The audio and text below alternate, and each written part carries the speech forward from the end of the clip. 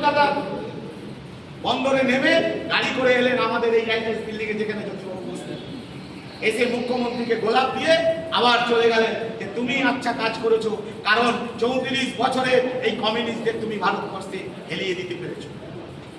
এটা আন্তর্জাতিক কনস্পিরেসি ছিল যে ভারতবর্ষে কমিউনিস্টদের নিধন করতে হবে। কমিউনিস্টদের নিধন গোটা পৃথিবীতে যা হচ্ছে বিভিন্ন জায়গায়। কারণ কমিউনিস্টদের নিধন মানে কি?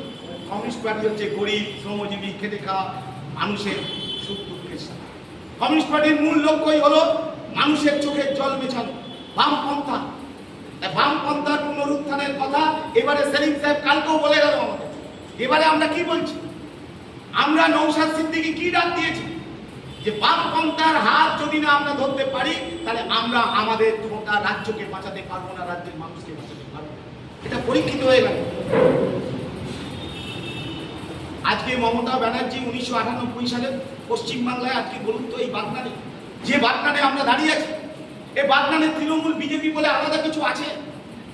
যিনি তৃণমূলের ক্যান্ডিডেট 3 বারের যিনি বিধায়ক, আর যিনি তৃণমূলের দাঁড়িয়েছেন এবারে, তাদের পরিচয় কি কোনো আলাদা?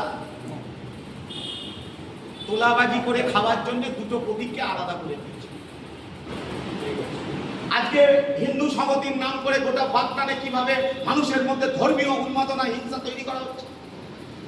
রামনবমীর নাম করে গোটা বাগনানে কিভাবে মানুষের উপর অত্যাচার, হিংসা, অভিযোগ সৃষ্টি করছে। তৃণমূলের এমএলএ তিনি বজরং দলের সহসভাপতি নয়। আজকে তৃণমূলের এমএলএ আজকে হিন্দু সংহতি আশ্রম চালাচ্ছেন না। তাহলে বাগনানেই তো প্রমাণিত তৃণমূলকে আর বিজেপিকে, আর গোটা রাজ্যের দিকে আপনাকে তাকাতে হবে না। তাহলে তৃণমূল বিজেপি পয়সার এপিক ওপিক এটা প্রমাণিত হয়েছে।